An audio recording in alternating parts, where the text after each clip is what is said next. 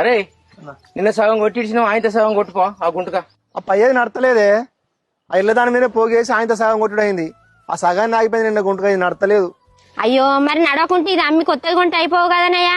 అసలే పనుల సీజన్ ఆయే. ఏందే మనకే పనికి నడతలేదా ఇది?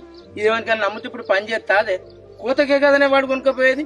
కోతకమ్ము అంటేనే మన దొడ్లే బుట్టి పెరిగిందే, నా చిన్న బిడ్డ పుట్టినప్పుడు పుట్టిందే ఇది. దీన్ని నమ్మితే వాడు కోతకు కొంటే ఇంత కష్టం చేసిన దాన్ని కోతకమ్మల్లా నేను పని చల్లకుండా పని అందకుంటే ఇంకో జత తెత్తా. ఇది మన రెక్కల్ల బొక్కల్ల మేలిందే. మనం ఎంత కష్టం చేసినో మనకన్నా ఎక్కువ కష్టం చేసిందే ఇది.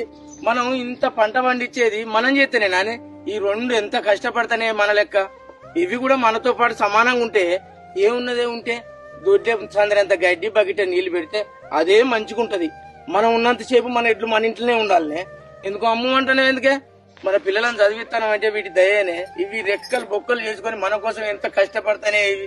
మీకు ఏమేరు కానీ ఆడోళ్లకు ఈ ఎడ్లకున్న మాకున్న సోబతి ఇది నా అన్న, నా తమ్ముడు, నా బిడ్డ, నా కొడుకు లెక్క చూడు ఎంత ముద్దుకుంటాందో. ఇట్లుంటే ఆయన ఎడ్ల వాళ్ళ దగ్గర నన్న తమ్మి ఇదిగా మెల్లమెల్లగా నడిచేంతసేపు కట్టరా, లేకుంటే ఇడిచి ఆడకు పక్కకు కట్టేయి. ఇంకో కొత్త జత తెచ్చినాకనే ఇదంటే తమ్మి మన దొడ్డ పుట్టింది. గాని అదైతే బాబు బెజ్జం కంగట్ల తెచ్చిండ్రా. అది తెచ్చి 12 ఏళ్ళు అవుతుంది. చూడరా వీటి ఎంత ముద్దుగా కలిసిందిరా జత. చూతి కదరా నువ్వు మొన్న వేరేటోళ్ళు వద్దు దీని మీద కడితే నడిచిందారా ఇది. ఇవి రెండు జత కలిసినాయి తమ్మి. అన్నదమ్ములు ఎట్లా కలిసి ఉంటారు అట్లా కలిసి ఉంటున్నాయి తమ్మి. ఇవి వీటిని విడదీయద్దురా. వీటిని విడదీస్తే మనకు పాపం రా. ఇవి ఉన్నంతసేపు మన తొట్టినే ఉంటాయిరా తమ్మి.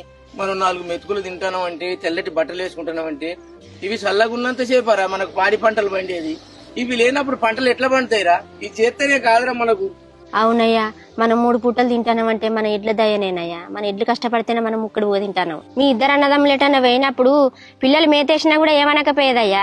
మేము నీళ్లు దాపినా కూడా ఏమనకపోయేది. ఎంత మంచి ఎడ్లు. ఇక సాంబశివరావు ఎడ్లు అయితే పొడితే వాళ్ళ జీతగాడైతే కింద పడ్డాడయ్యా.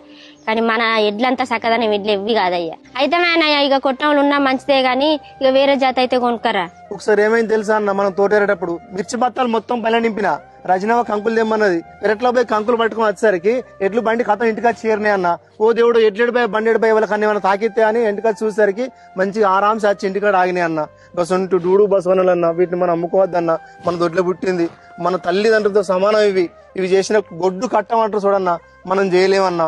వీటిని మనం పెంచుకుందాం, మన దొడ్లే ఉంచుకుందాం. కానీ కోతకైతే అమ్మద్దు వదినే.